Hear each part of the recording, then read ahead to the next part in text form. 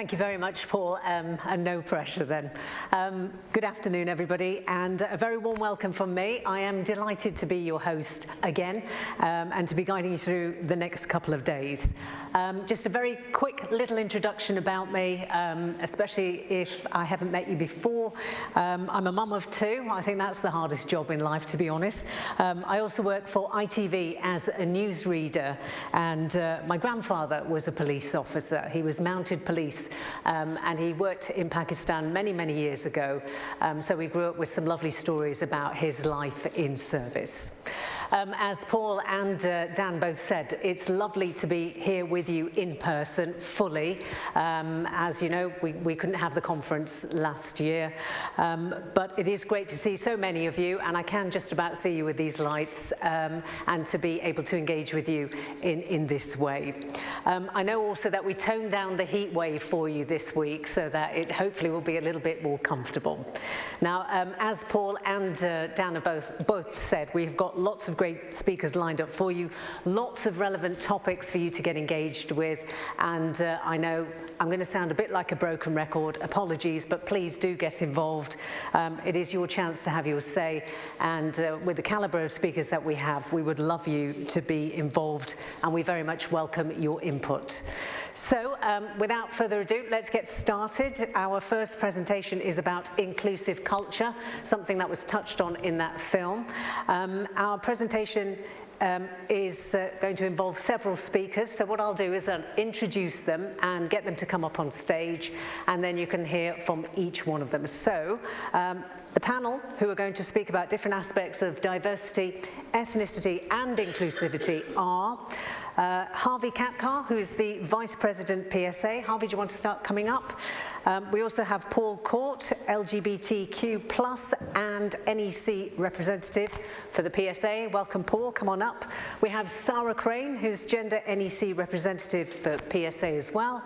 Hello, Sarah. And Paul Burrows, Disability NEC representative PSA.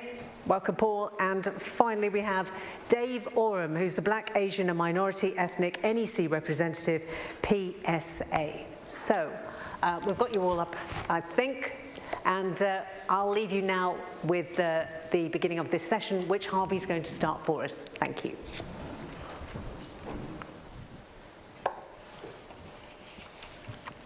Thank you, Samina, and good afternoon, everyone, and welcome to conference. It's a real privilege as your Vice President to open the conference with our first session, focusing on what is such a crucial issue for policing and a central part of our conference theme: trust and confidence, fairness and support. I'd argue that our workplace cultures are at the heart of these issues. I'd like to begin by showing you a short video of some of our members sharing their experiences of the workplace.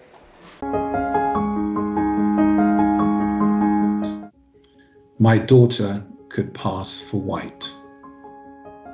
I have on my phone a screenshot, a picture of my daughter.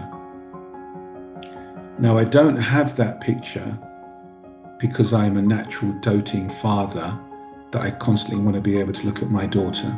I have it because I have previously been in a public park, sat down with my daughter and been approached by police officers asking me, do I know this child?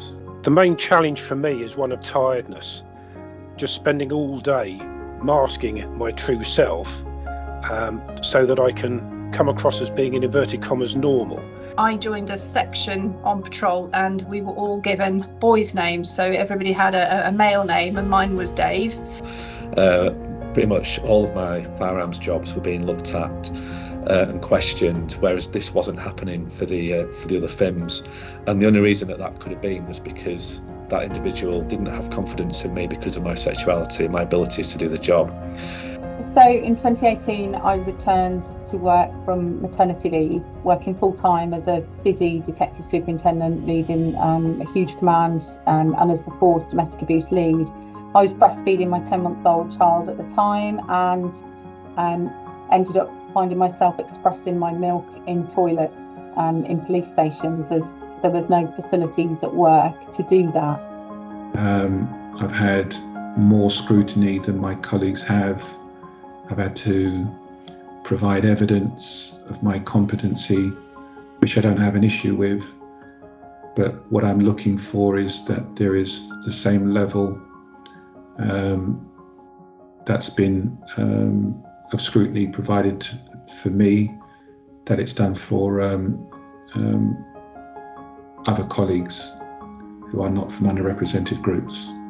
There's a colleague of mine who works within the firearms arena, and on going on a course was told that no autistic officer should be carrying a firearm. And I bumped into who was a detective sergeant at the time, and he said to me, you won't last any longer than 3 years in the job because you never do. You all kind of go off and have babies and that's it.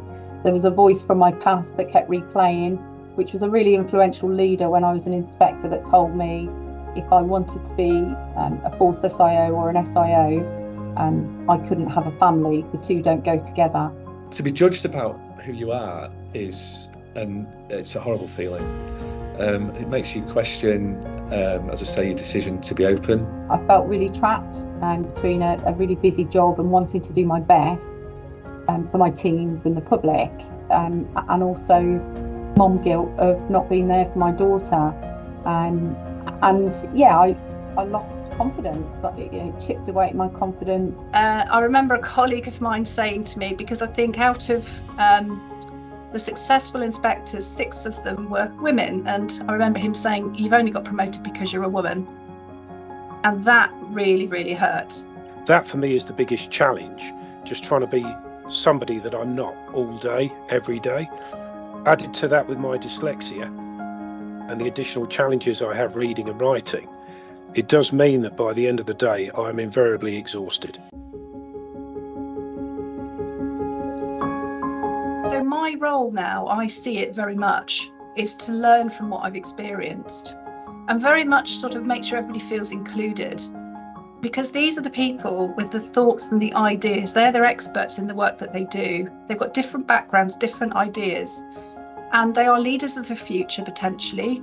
And we must include people, we must listen. It's absolutely our role and responsibility to do that. To quote Robert Peel, the police are the public and the public are the police, and that's why we've got to be fully representative of all our communities to build trust and confidence, and also so that they can see somebody like them within policing. Otherwise, they're not going to join the service. So the fact that superintendents can now go part-time is a really recent development. It's still only 3 years since that change happened. There's still work to do to recognise that job sharing and job sharing rotas, job sharing roles are options that we need to exploit. We need to shift our mindsets from that being a problem to it being an opportunity. I think my plea to everyone is just to accept the behaviours that you wouldn't normally anticipate seeing, but ask colleagues, ask those we employ, how they would actually want to be in a meeting, at work, whether they need downtime, whether or not a meeting really does need to go on for 2 hours without a break, because for some people it is absolutely exhausting. We are human beings. We're all human beings. We're all from the same human race. We all bleed the same colour. And until we start to demonstrate a degree of empathy, we're not going to improve. So the challenge I've set myself, and the reason I'm so overt about myself and the challenges I've faced, is to try and make things better for those that follow me. Look at how you lead. Look at how you conduct yourself. Look at the tone that you set for your people around you. Are you somebody who is an approachable and compassionate leader? Do you really understand your people around you?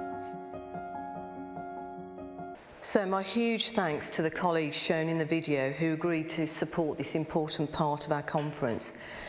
Every colleague we heard from had a different message or experience to share, but each reflected the importance of us having these conversations. It's extremely telling that not everyone we approached was happy to take part in this recording. they didn't feel comfortable talking about their experiences in this way. These are superintendents and chief superintendents, the people leading our teams and encouraging others to feel confident in being themselves. This is a message in itself and reflective, I fear, of a culture that still has a long way to go to becoming fully inclusive. It's positive to hear that some of the workplace experiences our colleagues have described have generally got better, but they should not have happened at all. They should not happen at any rank, in any decade, or in any job. We need to value, accept, and celebrate diversity in all its forms and not allow it to divide us.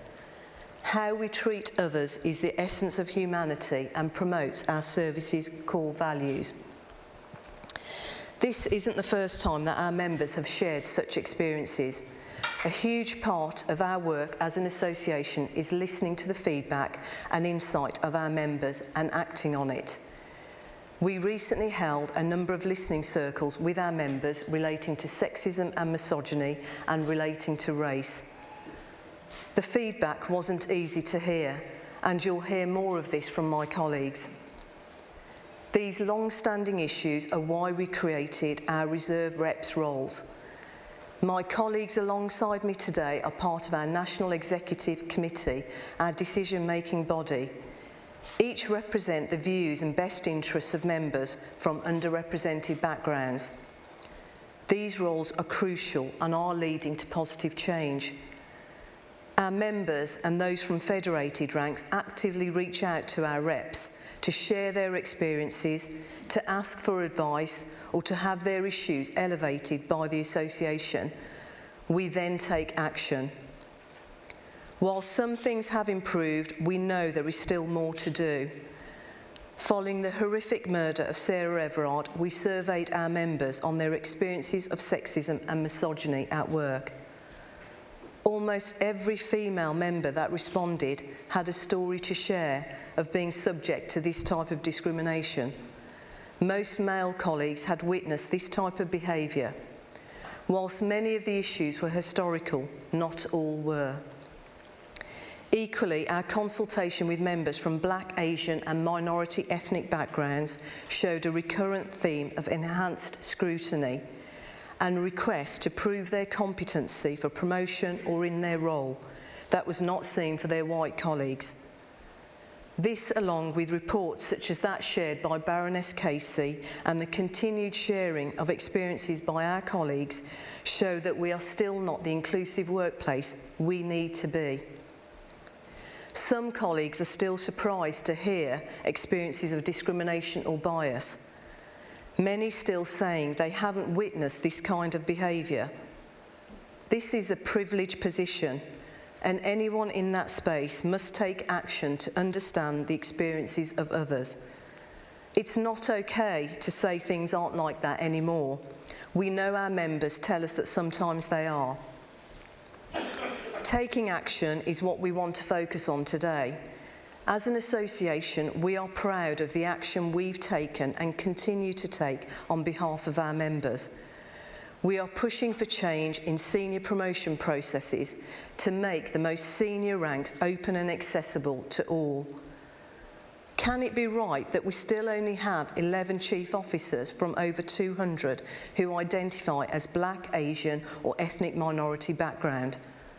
We are working with the College of Policing as a critical friend and will provide our feedback from our recent survey as they continue to build on the Police Executive Leaders Programme. We are also working with our colleagues in the MPCC to ensure consistency of implementation of policies. Our Future Supers programme has thrived, and over 2 years we have supported more than 900 colleagues from underrepresented federated ranks. And we are pursuing work to improve the health and wellbeing support in place for all staff. Workplace culture is a major factor within this.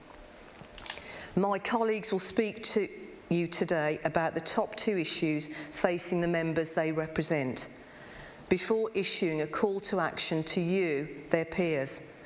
I hope you find these useful and they serve as motivators for you to take back to your force and think about the culture you and your colleagues are working in. We hear many phrases and buzzwords when we talk about inclusive culture, and it should be more than that. I want it to strike a chord with you, to instigate action, to make life better for the people that you share your workplace with. It's not enough for our members and our federated colleagues to survive at work. They need to thrive.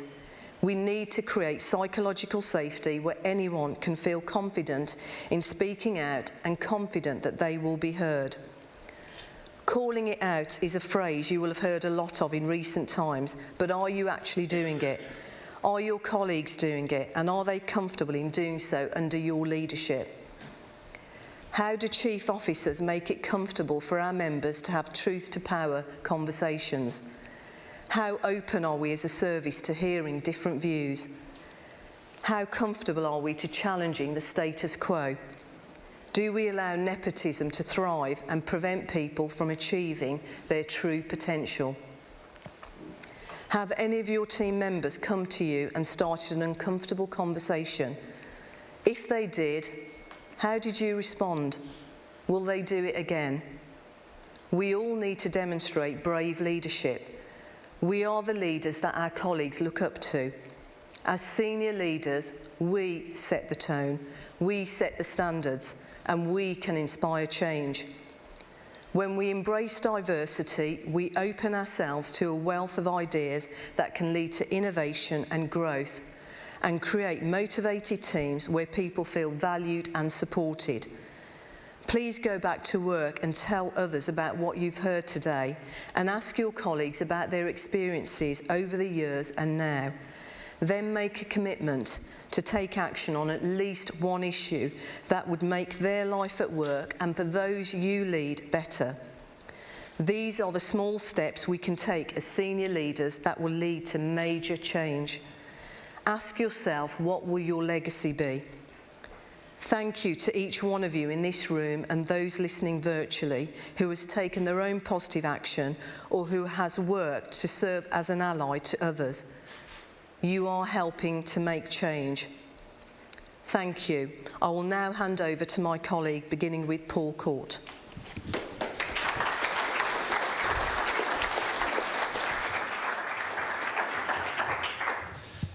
Thank you and good afternoon. I've got just 5 minutes to explain some of the issues facing LGBT plus colleagues in the service and to make my ask of you. I don't speak to you necessarily because I'm struggling, albeit I do find it disappointing, the narrative from some of our most senior leaders. But the issues I raise with you today come from the emails, the conversations, the phone calls and the text messages of people who are struggling. They come to me in my role not because I'm special or exceptional, but because of the key role that I have within the PSA. It's important for me to start by setting the scene and explaining the dichotomy that currently exists within our service. Just 10 days ago, the Home Secretary expressed her dissatisfaction. Her dissatisfaction at us fraternising with the community, that's our family and friends, waving flags, which incidentally she incorrectly identifies as symbolising highly contested ideologies, painting police cars that you'll also find in America, Canada, Chile, to name but a few, and encouraging the uptake of highly contested gender ideologies. I assume from that it means making the workplace safer for our trans colleagues. While she also warns about the possibility of getting into trouble with the local authority for flying rainbow flags and advises against the wearing of badges.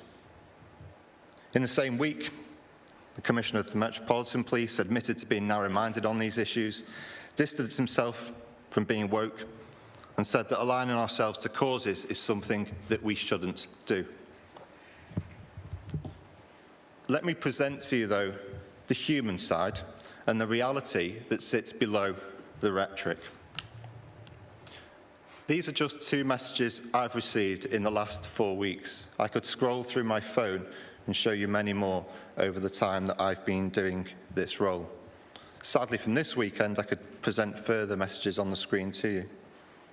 But if you need more evidence, then look at the case review after pages 243, or look at the evidence from the East London inquests. Before we move on to explain the issues, though, I just want to provide some balance to what I've just highlighted there.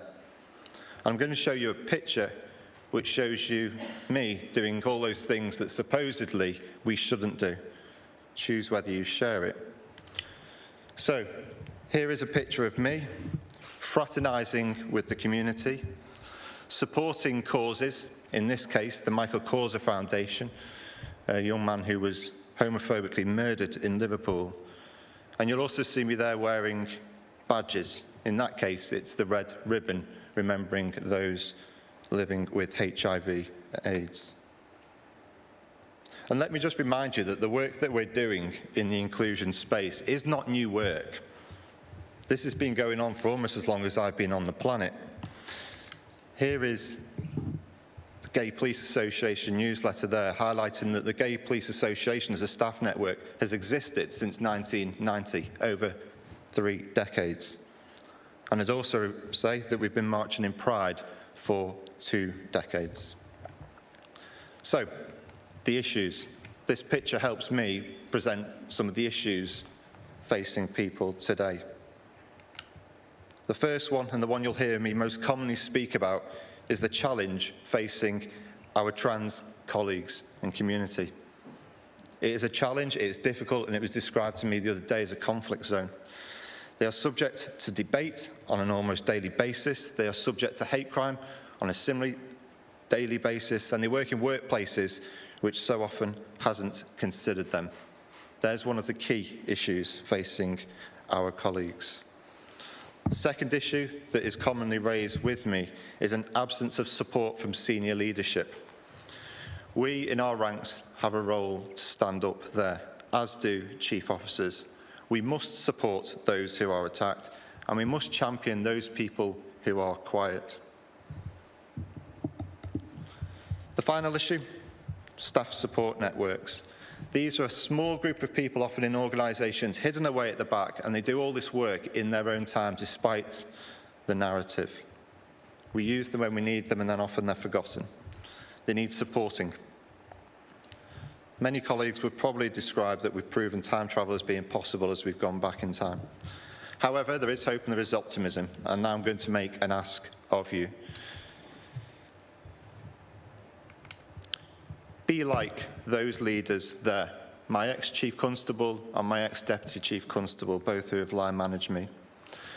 My message to you is a general ask: fraternise with the community as those leaders in that picture are doing. Wave the flags as those leaders in that picture are doing.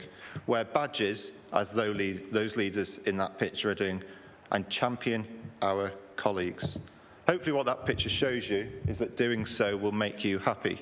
I think those drag queens have probably achieved something I didn't in the couple of years I worked with both those leaders in making them smile. So I think I've probably got something to learn from them.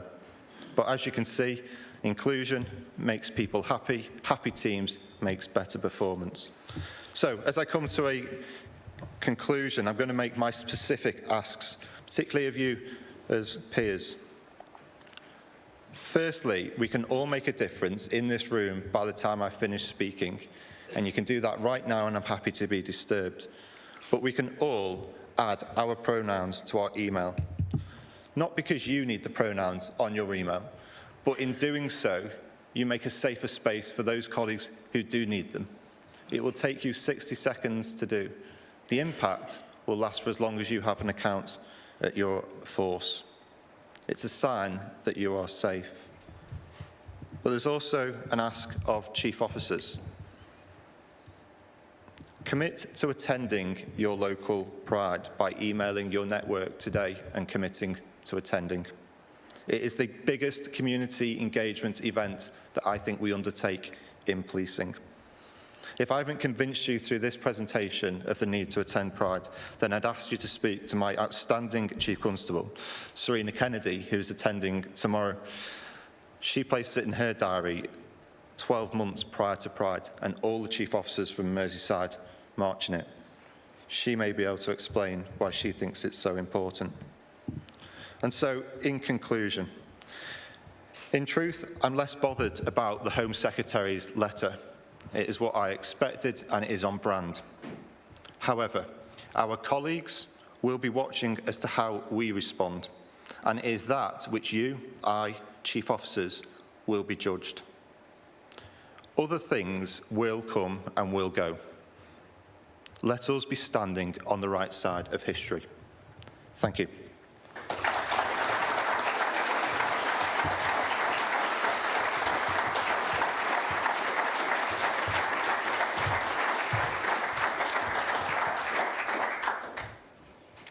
Thank you, Paul. Hello, I'm Sarah Crane, and I'm here as the gender representative for the PSA. In April 2023, Harvey and I held an online listening circle so we could understand the current issues that females in superintending ranks are facing in relation to violence against women and girls, including sexism and misogyny. I've captured some of the main themes on a slide. The general view is that things relating to gender has improved, but there's still experiences of criticism, gender bias, discrimination, and sexual harassment. It's disappointing and frustration these scenarios are still playing out today, and as we all know, formal reviews such as the Casey report and a bank of research highlights a continuing issue across policing which needs to be recognised, understood and addressed. Good practice was also discussed, with some officers showcasing innovative practice, but this was felt to be more of a one-off rather than embedded as standard business. And it had to be fought hard to achieve, which is exhausting, and surely that is not a good position for the individual or policing. A plea from me, please make a difference today and find out about organisations such as He for She and White Ribbon, where men provide allyship for women's equality. Not speaking for them, of course, but supporting equality and tackling org issues. In relation to the listening circle, I want to raise two areas discussed by the members that if we as a police service got right, it would make a significant positive impact in building gender equality. First, female representation. Sadly, this slide shows some shocking comments relating to representation that were captured during the listening circle. Discussions highlighted areas such as leadership and specialist roles, where female representation is low. Role modelling was raised as being incredibly important. It was recognised there are a greater number of female chief officers and supers. However, in some areas, female supers numbers are dropping.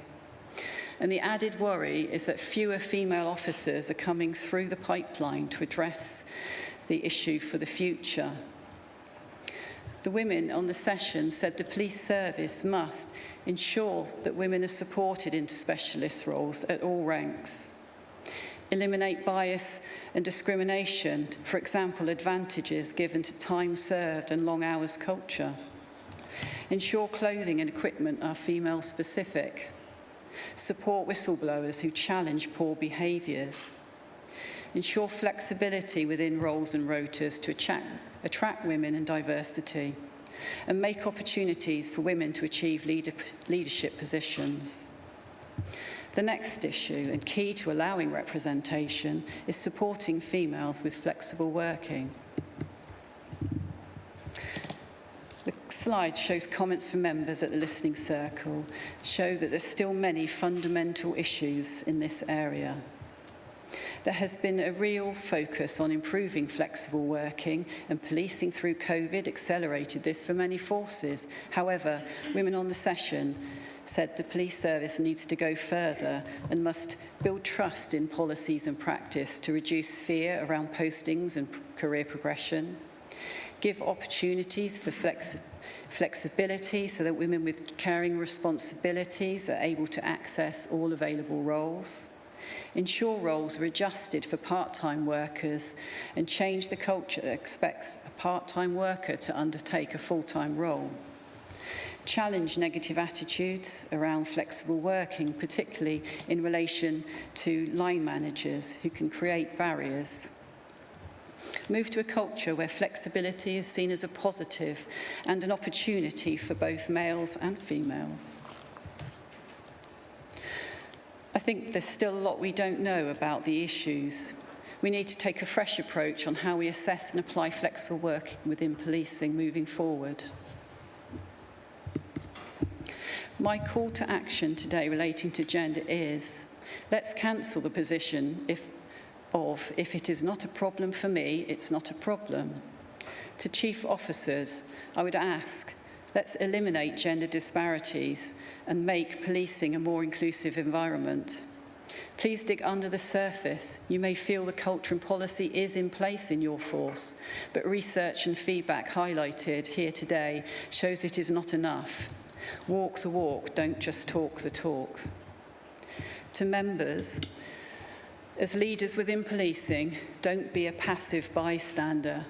Be active, step into the space of allyship to support gender equality and ensure you're fully aware of the issues and call out vague behaviours. Just remember, silence is a sign of compliance. Finally, ultimately, it is men who are primarily responsible for violence against women and girls, including sexism and misogyny.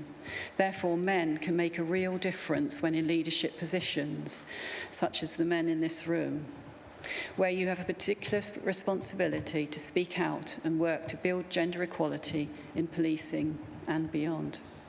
Thank you very much.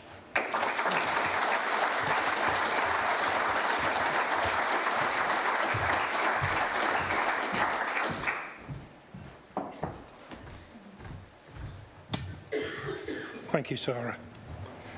Paul Burrows, the Disability Inclusion Rep.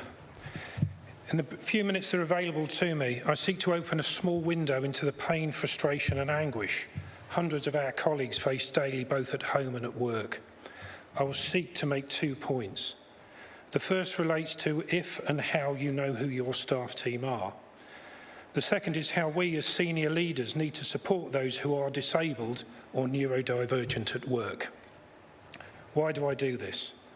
I want the service to be ready, willing and able to embrace my severely dyslexic son as a police officer, both him and those like him.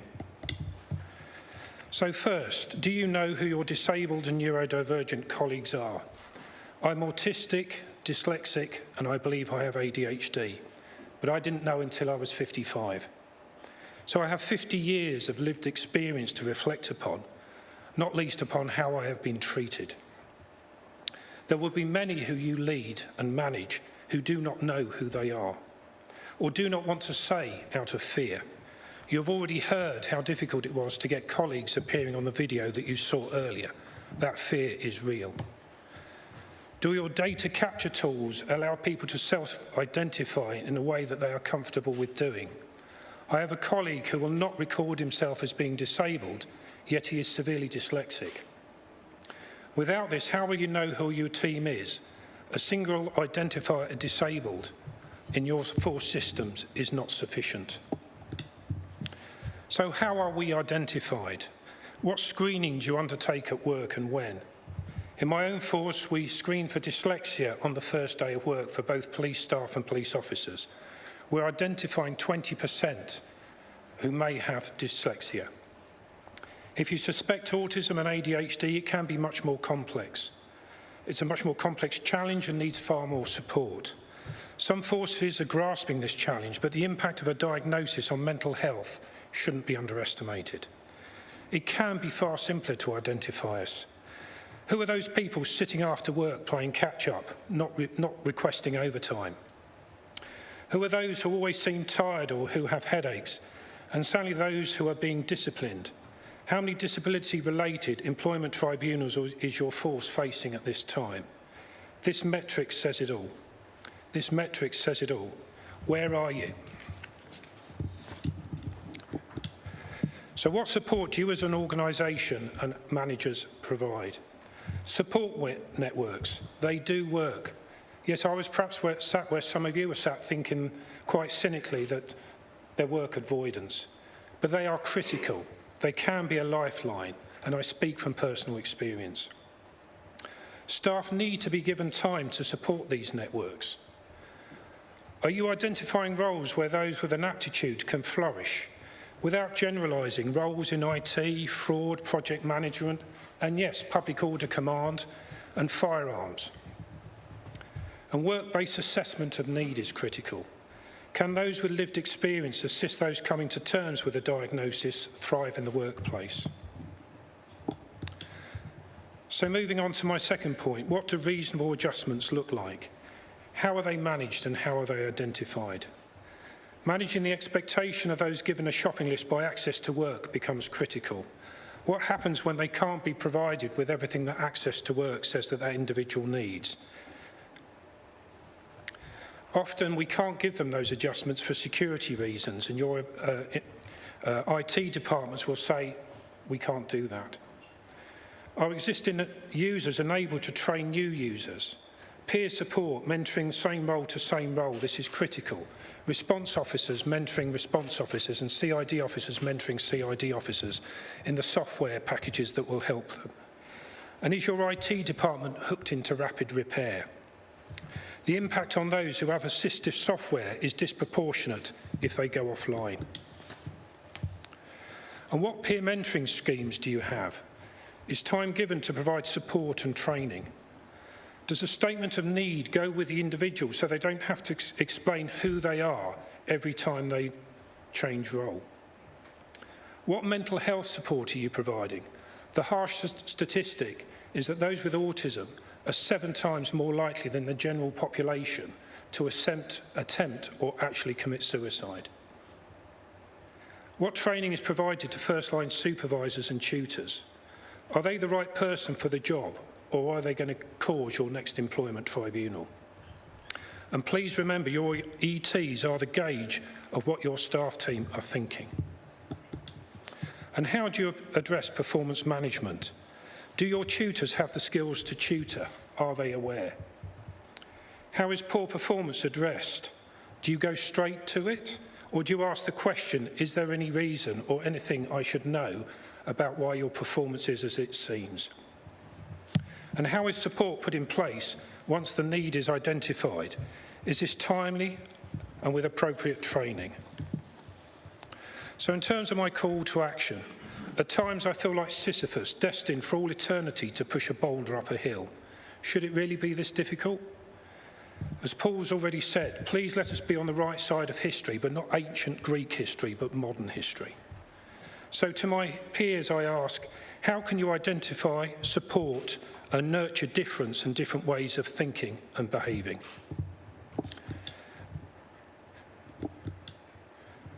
And if it would come up, my challenge to the Chief Constables is, how can you ensure your service is fit to employ and retain my son and those like him, both as members of the communities that we serve, but also because they have so much to contribute?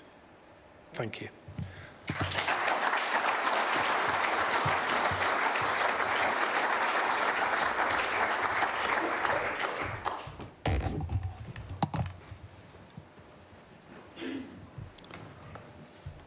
Good afternoon.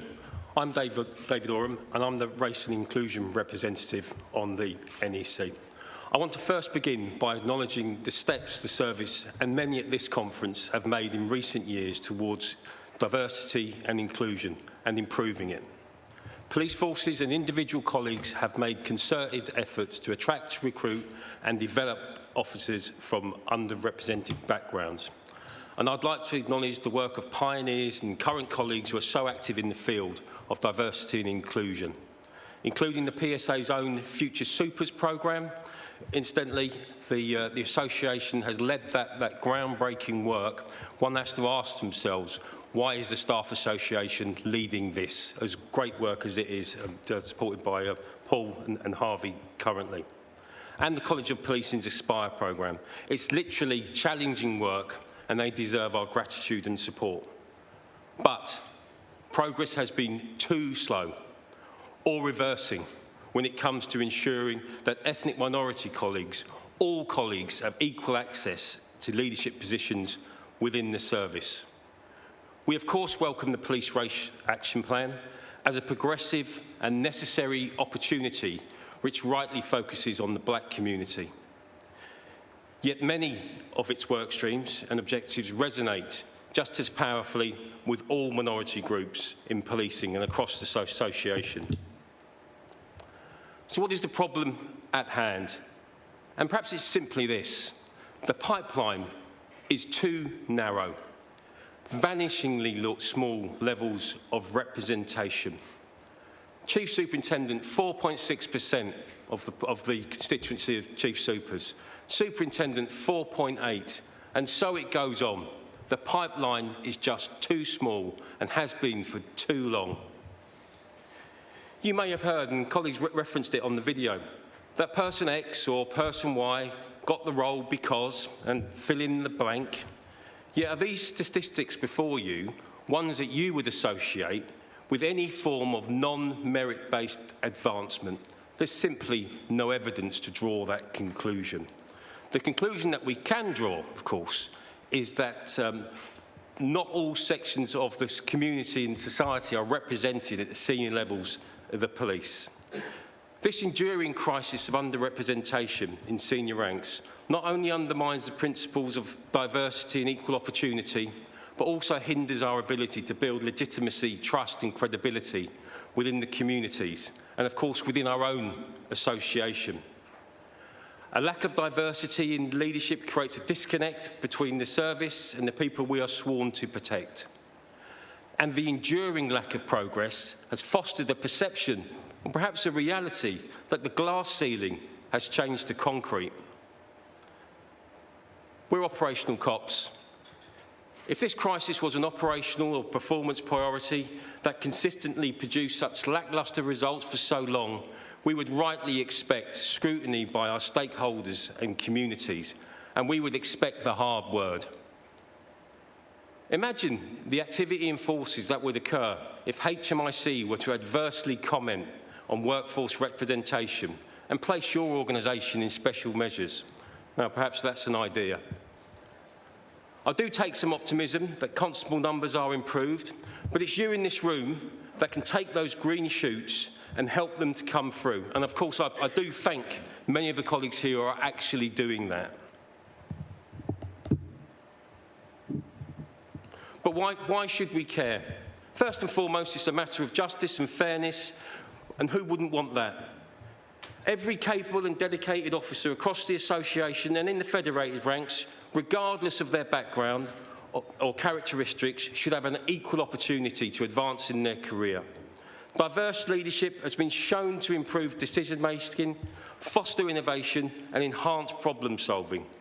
Diverse perspectives at the top lead to better outcomes for the communities that we serve. The video we just watched provides powerful testimony, but there is more, and I'd like to share with you the voices and the human emotions and feelings of our minority ethnic membership, expressing their own lived experience as leaders of the police service. They speak of unconscious bias, institutional racism, tokenism, a fear culture, marginalisation and discrimination. These are our colleagues. And the question I pose is, are these the voices of people who feel psychologically safe to believe and achieve? So here's my call to action. To association members, listen to your colleagues. Look to replicate reps at the branch level so you better understand their issues and start to take action. Please be an ally. Colleagues need you. To chief officers, implement metrics and regularly assess your force's progress, the good, the bad, and sometimes the ugly. But it's necessary that we understand the issue. Diversity in hiring. When we're considering selection criteria, only choose the criteria, please, that are absolutely necessary to the job. Or can we develop people, different people, into roles? I know that you will lead by example. I know you will act with integrity to do better, for we must. And in conclusion, the issue is enduring, urgent and requires our immediate attention. We cannot afford to be complacent. Please don't be complacent. By supporting our actions and taking determined action, we can create a working environment and police forces that are more representative of everybody. I believe that a rising tide of inclusion lifts all ships, and everyone in the service should and feel that they are on board. But thank you for your attention. And if I can offer any of you any support now or into the future or over conference, please just get in touch and let me know what you think. Thank you very much.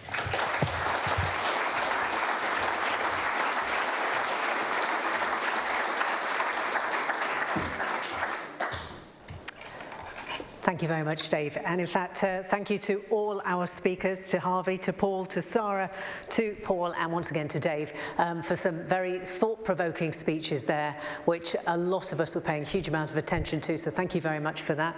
And there were some certain I guess I could call it overlap in those calls to action that I think we all take away. I'll just reinforce those for everybody here, but I'm sure everybody got the message loud and clear.